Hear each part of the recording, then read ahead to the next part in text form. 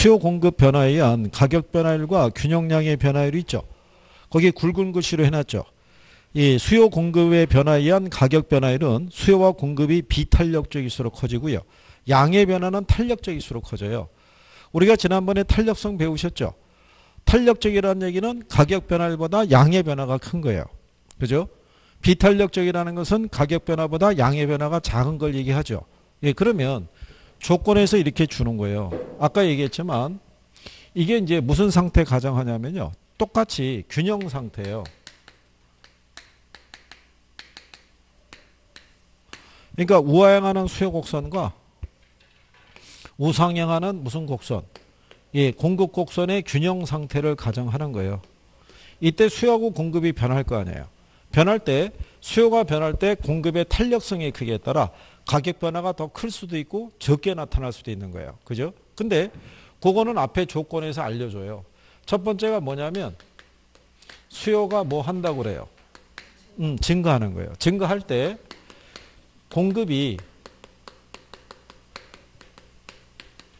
비탄력적일수록 그죠? 균형 가격은 더 크게 상승한다는 거예요. 그러면 얘가 상승하는지는 뭐로 확인이 되냐면 이걸로 확인하는 거예요. 수요가 뭐 했으니까 증가했으니까 가격은 상승할 때 얘가 비탄력적이면 더 크게 상승한다는 거예요. 그러니까 비탄력적일수록 가격 변화가 큰 거예요. 무슨 말인지 아시겠나요? 그런데 수요가 뭐 한다고 그래요? 감소한다고 그러죠. 수요가 감소할 때 공급이 비탄력적이죠. 그러면 가격은 어떻게 돼요? 더 크게 하락하는 거예요. 무슨 말인지 아시겠나요? 네.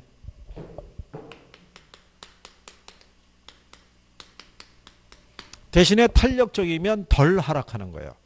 그죠? 탄력적이면 덜 상승하고. 그러니까 가격 변화는 어떨 때가 크다? 비탄력적일 때. 그러니까 공급 양의 조절이 어려운 상품일 때. 그죠? 수요가 늘어나더라도 공급을 쉽게 못 늘리는 애들이 있죠. 여러분도 아시다시피 농축산물 쉽게 못 늘리잖아요. 그렇잖아요. 그런 거예요. 그러니까 이걸 가지고 판단하시면 되고요. 그럼 반대로 이렇게 얘기하겠죠. 공급이 뭐 할 때? 감소할 때 수요가 비탄력적일수록 그죠? 예, 그러면 이 상태에서는 이런 거죠. 공급이 어떻게 돼요? 감소한 거죠. 감소했을 때 이 수요 곡선이 여기 하나 더 그려지는 거죠. 이렇게. 그러면 D가 있고 D1이 있죠.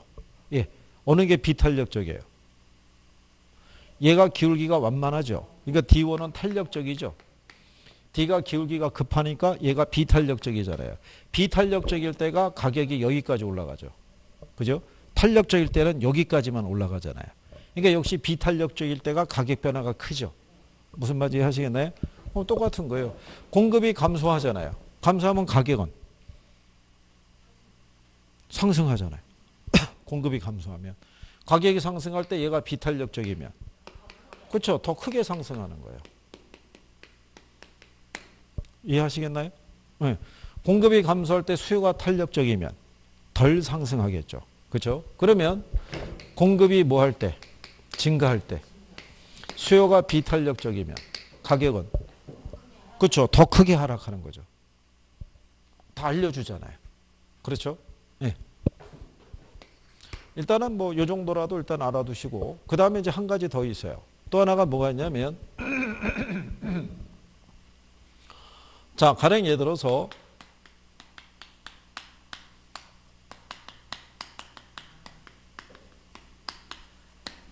공급이 완전 비탄력적일 때 있죠. 예. 이때 수요가 뭐 하면? 증가하면. 그죠? 이때 균형 가격 있죠. 예, 균형 가격하고 균형량이 있죠. 이게 이제 어떻게 되냐를 물어봐요. 그러면 완전 비탄력적이라는 얘기는 기울기가 이렇게 수직선이에요. 그죠? 그러면 공급이 완전 비탄력적이죠. 그러면 얘가 100일 때 여기 이렇게 뭐가 있어요? 수요가 있죠. 여기 만약에 가격이 이렇게 있었을 때 여기서 뭐가 증가한대요? 그럼 수요가 증가하면 가격은 어떻게 돼요? 상승하죠. 양은요? 그대로예요. 즉 이 얘기예요. 완전 비탄력적이죠. 네? 완전 비탄력적이면 이게 불변이에요. 양이. 가격은 변할 수 있다 없다. 가격은 변할 수 있다는 거예요. 수요가 증가하면 가격은 상승하고 양은 불변. 수요가 감소하면 가격은 하락하고 양은 불변. 무슨 말인지 아시겠나요? 그러니까 완전 비탄력적, 수요나 공급이나 똑같아요. 완전 비탄력적이면 뭐가 불변해요? 양이. 이게 완전 비탄력적일 때는 이 기울기가 이 수량축에서 뻗어 올라가잖아요. 이게 양이 불변인 거예요. 무슨 말인지 아시겠나요? 자, 대신에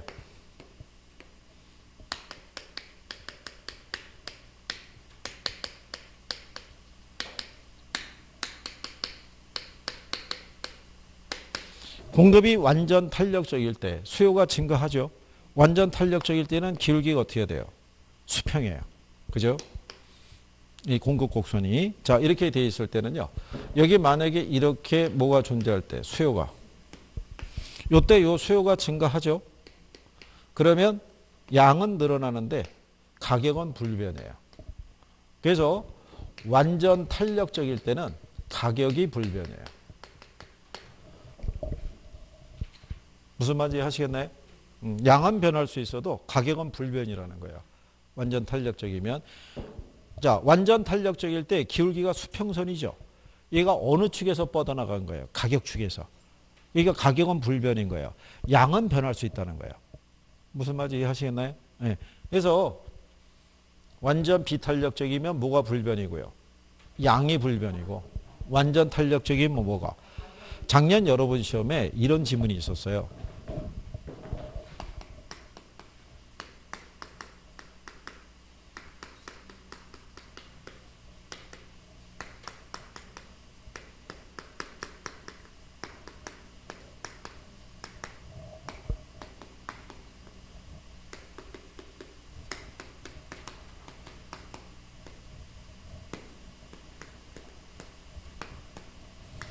이렇게 준 거예요. 수요가 완전 탄력적일 때 수요가 증가하면 균형 가격은 변하지 않고 양은 증가한다 그래서 이렇게 틀린 지문을 준 거예요. 이게 생각해 보세요. 수요가 완전 탄력적인데 수요가 증가한다는 게 말이 되겠냐고요. 이게 수요가 아니라 공급인 거예요. 공급이 완전 탄력적일 때 수요가 증가하게 돼. 완전 탄력적이면 뭐가 변화가 없는 거예요. 가격은 변화가 없고 수요만 늘어나는 거예요. 그거를 출제자가 이것만 바꿔버린 거예요. 근데 이제 학생들의 입장에서는 배운 게 완전 탄력적이면 가격은 불변이라고 배웠는데 수요하고 수요가 동시에 들어와 있으니까 이게 또 구별이 안 된 거예요. 무슨 말인지 아시겠죠? 문맥상에 말이 안 되잖아요. 수요가 완전 탄력적일 때 수요가 증가한다는 게 말이 되겠냐고요. 공급이 완전 탄력적일 때 뭐가? 수요가 증가. 그 케이스 얘기한 거죠. 그러니까 이제 이거 가지고 막 이의신청이 들어간 거예요. 이게 잘못 표현된 거라고. 그럼 받아주겠냐고요. 안 받아주죠. 넘어간 거죠, 또. 그죠? 그러니까 잘 모르시겠으면 먼저 두 가지 조건이죠. 하나는 비탄력적일 때가 뭐가 크다? 가격 변화가 큰 거예요. 비탄력적, 가격 변화가. 자, 생각해 보세요. 우리 비탄력적 배웠죠? 비탄력이라는 거는 가격 변화보다 양의 변화가 작은 거예요. 탄력적일 때가 양의 변화가 큰 거죠. 예. 그러니까 가격 변화는 비탄력적일 때 크고 양의 변화는 탄력적일 때가 큰 거예요. 양의 변화는. 그러니까 일단은 가격 변화는 어떨 때가 크다라는 거. 비탄력적일 때. 오르면 더 오르고 내리면 더 내리는데 오르는지 내리는지는 얘들이 알려준다고요. 이걸 조건을 주니까. 무슨 말인지 아시겠나요? 네. 그래서 이걸 탁 보는 순간에 가격이 상승하는데 얘가 비탄력이면 더 크게 상승하겠구나. 얘가 감소하면 가격이 하락하는데 얘가 비탄력적이면 더 크게 하락하겠구나. 그런 요령으로만 인지를 하시고 이런 경우에 극단적인 경우가 나오면 완전 비탄력적일 때는 양이 불변이라고 그랬고 완전 탄력적이면 뭐가? 가격이. 그러면 나중에 지문이 나오면 이렇게 보는 거예요. 수요가 완전 탄력적일 때 공급이 뭐 증가, 감소 이렇게 나오죠. 그러면 완전 탄력적이면 뭐를 보면 양부터 보는 거예요. 양이 불변해야 되는데 양이 증가했다, 감소했다는 걔는 틀리는 거예요. 무슨 말인지 아시겠나요? 그러니까 완전 탄력적이면 가격이 불변인데 가격이 변했다면 틀리는 거예요. 근데 완전 비탄력적으로 하면 뭐가 불변해야 돼요? 양이 불변해야 되는데 양이 변했다면 걔는 틀리는 거예요. 그거를 여러분들이 조금만 해주시게 되면은 여기를 쉽게 정리할 수 있을 거라고 생각을 해요. 그러니까 이쪽의 문제는요, 그다지 어렵지는 않게 주어져요. 자, 그 114페이지 한번 가보세요. 114페이지에 가면은 문제 4번 있죠. 예? 예, 문제 4번에 가면 자, 2번 지문에 보시면 이렇게 되어 있어요. 부동산 수요가 증가하면 부동산 공급이 비탄력적일수록 시장 균형 가격이 더 크게 상승한다고 해놨죠. 그러면 수요가 증가하면 가격은 어떻게 돼요? 상승할 때 공급이 비탄력이면 더 크게 상승하잖아요. 그러니까 맞는 표현이라는 거 여러분들이 구별할 수 있죠. 근데 옆에 문제 9번에 가보세요. 문제 9번에 가시면 3번 지문 있죠. 자, 똑같은 거죠. 부동산 수요가 증가하면 공급 곡선이 비탄력적일수록 시장 균형 가격이 더 크게 상승한다 이렇게 명시했잖아요. 기출에서 그걸 계속 어떻게 해야 돼요? 반복해서 주는 거예요. 자, 그런데 뒤에 문제 10번 가보세요. 자, 10번에 가보시게 되면 자, 거기 이제 이렇게 돼 있어요. 그 2번 지문에 주택 수요의 가격 탄력성이 완전 탄력적이라고 그랬죠. 완전 탄력적이면 뭐가 불변이라고 그랬어요. 이게 생각이 안 나시면 완전 탄력적이면 기울기가 수평이잖아요. 근데 얘는 가격 측에서 나간 거잖아요. 그럼 뭐가 불변인 거예요? 그렇죠. 가격이 불변인데 거기 공급이 증가하면 균형 가격은 변하지 않고 거래량은 늘어나겠죠. 공급이 증가했으니까. 근데 거기 4번 지문을 봤더니 주택 수요가 증가하면 주택 공급이 탄력적일수록 균형 가격이 더 크게 상승한다고 해놨죠. 가격이 더 크게 상승하는 거는 비탄력적일 때. 그 탄력적이라고 했으니까 걔가 틀렸을 거 아니에요. 이런 식으로 반복해서 출제하는 거예요. 에? 무슨 말인지 아시겠나요? 이 정도의 난이도로 나온다고요. 이 정도로. 이게 틀리기도 힘들잖아요. 에? 그렇잖아요. 그거 희한하죠? 그 시험장에 가면 그거를 또 착각하거나 이래갖고 또 틀리는 거예요. 그게 힘들다는 거죠. 그러면 여러분들이 옆에 있는 문제 14번 가보시면요. 14번. 자, 공급의 가격 탄력성에 따른 수요의 변화에 관한 설명으로 옳은 걸 물어봤죠. 예. 거기 5번 지문에 가면 공급이 가격에 대해서 완전 탄력적이라고 그랬죠. 완전 탄력적이면 뭐가 불변해요? 근데 가격이 상승 그랬으니까 이게 틀렸을 거 아니에요. 근데 4번을 갔더니 자, 공급이 가격에서 완전 비탄력적이죠. 완전 비탄력적이면 뭐가 불변해요? 근데 양이 증가한다 그랬으니까 이게 틀렸을 거 아니에요. 무슨 말인지 하시겠나요? 그러니까 이런 게 나오면은 그 포인트를 먼저 보는 거예요. 포인트를 먼저 보고 거기에 변화가 있으면 걔들을 빨리빨리 제거해 주는 거예요. 그래야지 우리가 몇 분 안에 1분 안에 답을 빨리 도출할 수 있는 거예요. 그러니까 이게 습관이 이제 훈련이 되면 돼요. 지금은 이론으로 배우신 거고 이걸 제가 이제 나중에 오지선다로 구성해서 계속 줄 거 아니에요. 예, 그러면 이제 문제 풀다 보면은 아, 이제 감이 오는 거죠. 그럼 감각적으로 찍게 돼 있는 거예요. 나오는 패턴이 뭐 이런 거예요. 이렇게. 그러면 여러분들이 구별할 수 있다 없다? 있죠. 그럼 거기 13번 문제가 보시면 13번에 5번 지문 있죠. 자, 수요의 가격 탄력성이 완전 비탄력적인 경우 있죠. 공급이 증가하면 임대료는 하락하지만 거래량은 변하지 않는다고 그랬죠. 그러니까 얘가 맞는 편인 거예요. 공급이 증가하면 균형 상태에서 공급이 증가하면 초과 공급이 되니까 가격은 하락하겠죠.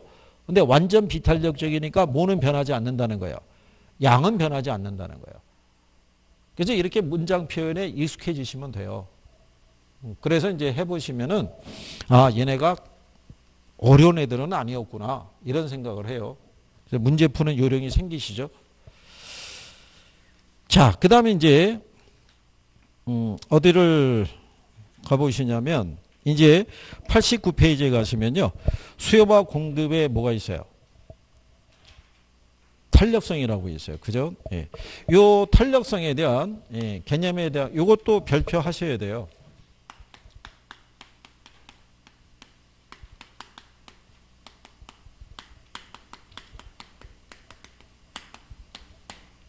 자, 여기서 이제 우리가 이 탄력성의 개념을 이제 해보시는데 여기서 조금만 더 하고 끝날 거예요. 이따 오후 수업도 있어서 조금만 더 하고 여기 개요만 설명하고 마무리할 거예요. 그죠? 예. 갑자기 표정이 우울한 표정으로 바뀌어가지고 예, 틀림없이 또 뭐 더 하는 게 아닌가. 끝날 때가 됐는데 왜 새로운 단원으로 들어가는 거야? 뭐 이렇게 그러시면 안 되고. 자, 우리가 아까 이렇게 얘기했었죠. 정부가 담배 소비를 뭐 하기 위해서 감소하기 위해서 쓸 수 있는 정책이 뭐 있었어요? 담배 가격을 뭐 하는 거예요? 인상하는 방법을 쓸 수 있죠. 그럼 얘가 인상이 되면 담배 소비가 어떻게 돼요? 감소할 거 아니에요. 그러면 여러분들이 앞에서 수혜의 법칙 배웠죠. 가격이 상승하면 수혜량은 어떻게 돼요? 줄어드는 거예요. 근데 이게 줄어드는데 이게 과연 어느 정도의 수치로 변화가 되는지를 확인이 돼야지만 정책의 실효성을 알 수 있고 정책의 보완적인 부분을 알 수 있는 거예요. 이거를 실태를 조사했더니 성인 있죠. 성인은 약 한 4% 정도가 담배 소비가 줄었대요. 근데 요즘은 왜 10대 흡연도 문제가 많이 되죠. 10대는 한 12%가 줄었대요. 그렇죠? 이게 이제 경제 논리 이제 나오는 거예요. 그러면 얘가 10%의 가격을 만약에 10% 인상했다고 가정하자고요. 자, 10%를 인상했을 때 성인들은 몇 프로가 줄은 거예요? 4%.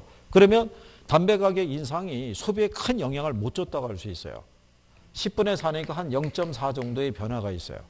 근데 10대는 12%잖아요. 가격보다는 소비하는 양의 변화가 더 크잖아요. 그럼 얘는 10분의 10이니까 1.2만큼의 변화가 발생한 거예요. 무슨 말인지 아시겠나요?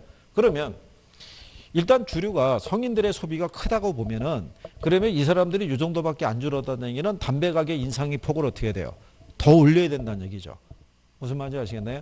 이게 소비가 급격히 줄었으면 이 정도면 훌륭하다라고 생각할 수 있겠죠. 그러니까 가격이 변했을 때 과연 소비가 어느 정도의 크기로 변하는지를 이렇게 수치로 확인할 수 있으면 정책의 실효성을 우리가 확인할 수 있는 거예요. 그래서 경제학자들이 만드는 게 탄력성 개념인 거예요.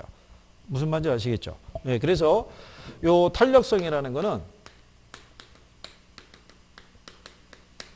요 종속 변수의 변화율을 뭐로 나눠서 독립 변수의 변화율로 나눠서 우리가 측정하는 거예요. 그렇죠? 이때 종속 변수는 뭐가 있다고 그랬어요? 종속 변수는 지금 계속 반대로 얘기하신 건데 종속 변수가 요 수혜량이고요. 그죠? 여기 독립 변수가 가격. 그래서 가격이 1% 변할 때 수혜량이 몇 프로의 크기로 변하는지를 측정한 거를 수요의 가격 탄력성이라고 그래요.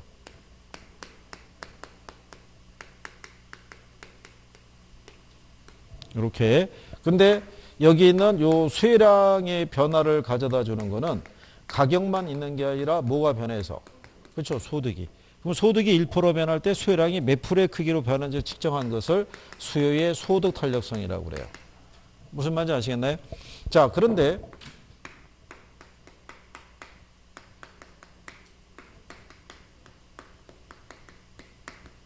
경제학에서는 이제 이거 XJ의 가격 변화에 따른 X의 수혜량의 변화의 크기로 표시하는데 여러분 시험에서는 그냥 이렇게 줄 수 있다는 얘기죠. 아파트 가격이 변하면 아파트 수혜량이 변할 수 있어요, 없어요? 변할 수 있는데 여기서의 아파트 수혜량은 아파트 가격에 의해서만 변하지 않고요. 만약에 오피스텔이라든가 단독주택 가격이 변해서도 아파트 수혜량이 변할 수 있어요, 없어요? 있죠. 그래서 이렇게 대체제 있죠. 관련제의 가격 변화에 따른 해당 재화의 수혜량의 변화율의 크기를 측정하는 것을 수요의 교차 탄력성이라고 그래요. 그래서 수요의 탄력성의 종류는 가격 탄력성, 소득 탄력성, 교차 탄력성이 있는 거예요. 종류가. 공급은 가격 탄력성 하나밖에 없어요. 공급은. 그래서 이제 그렇게 요 구분이 돼 있다라고 보시면 돼요. 작년 여러분 시험에 이거 세 가지를 묶어서 계산하는 문제가 나왔던 거예요.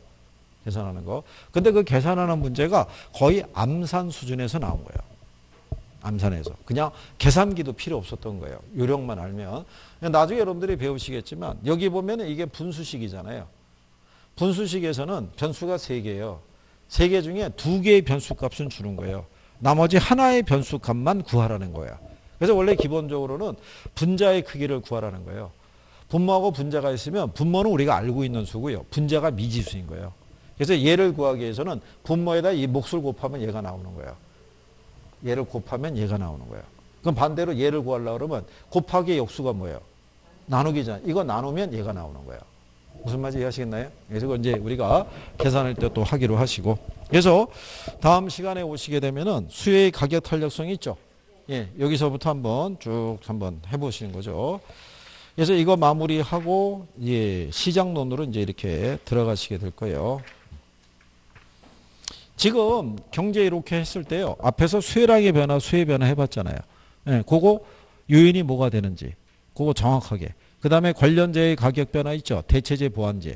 공급은 생산 요소의 가격 변화 있죠. 뭐 그런 요건 정도 알아주고 균형의 이동 배우셨고, 이건 중요한 거니까 시험상에서 자주 인용이 되는 거예요. 그러니까 그런 정도의 개념이 정리가 되시면 경제도 그다지 어렵지 않아요. 경제는 한 4개, 5개 그 패턴을 가지고 돌아가는 거예요. 그러니까 그 수준은 크게 벗어나지 않아요. 그보다 조금 더 들어간다는 얘기는 틀리라는 거예요. 난이도 조정용으로. 그러니까 그런 데까지 집착하실 필요는 없어요. 시험장에 가시면 어쨌든 1번부터 40번까지 있잖아요. 여기까지 가는 게 중요한 거예요. 여기까지. 예? 중간에 계산 어려운 게 따라서 거기 문제 하나에 집착하시면 안 되는 거예요. 어려운 문제도 2.5점이고 쉬운 문제도 2.5점인 거예요. 그러니까 내가 먼저 답을 맞출 수 있는 애들부터 먼저 풀어야 돼요. 간평이라고 다 어려운 거 주는 게 아니기 때문에 일단 40번까지 가서 풀고 그 다음에 어디를 가야 돼요? 민법을 또 가야 돼요. 그래서 41번부터 또 몇 번까지 예, 풀고 난 다음에 더 이상 이제 이론에서는 풀 수가 없는 거예요. 그러면 이제 그때 마지막에 시간 여력이 있으면 계산 문제 중에서 내가 좀 풀만한 애가 있으면 걔를 한번 도전해 보는 거예요. 이게 왜 그러냐? 밸런스가 중요한 거예요. 여기를 완벽하게 풀고 넘어가면요. 시간이 부족해져요. 그 민법을 못 풀어요. 민법이라는 게 문제 풀 때 시간이 많이 걸린다고요. 그래서 1차는 시간 싸움인 거예요. 시간 배정을 잘 하셔야 돼요. 전략이에요, 전략. 그죠? 그게 입증할 수 있는 거는 여러분들이 모의고사 풀어보시죠. 1차를 보시면 민법 푸는 속도하고 개론 푸는 속도가 틀려요. 개론이 훨씬 빨라요. 민법이 느리고. 그런데 얘를 너무 많이 시간을 허비하게 되면 여기 뒤에 거 못 풀어요. 그죠? 한 70번 이후는 손도 못 대고 끝날 때가 있어요. 그러면 이게 정상적으로 풀었을 때 60점을 맞는 건데 풀지도 않으면 확률이 떨어지죠. 그래서 나중에 끝나고 난 다음에 시간이 부족해서 그래서 문제 못 풀어서 또 이런 사람들이 많이 나오는 거예요. 그러니까 1차는 시간 싸움이라는 걸 분명히 알아두셔야 돼요. 그죠? 그걸 이제 요령을 배워가시는 거예요. 요령을. 그러니까 제가 여러분들에게 알려드린 거는 60점을 맞을 수 있는 방법론을 알려주는 거예요. 계속. 이렇게 해도 시험장 들어가면 본인 고집대로 풀어요. 그냥. 귀에 들어오지다. 생각도 안 나는 거예요. 그냥 계산, 해볼만 한데, 막 갖고, 근데 왜 답이 안 나오는 거야? 이거 왜 이러는 거야, 이거? 그 인간이 가르칠 때는 됐는데 왜 안 되는 거예요? 그렇게 되는 거예요. 그럼 뭐라고 그러겠어요. 그죠? 그러니까 어쨌든, 기운들 내시고, 안 되는 거 자꾸 복습해 보시고, 그죠? 예, 한 주 잘 보내시고, 다음 주에 뵙겠습니다. 고생했습니다.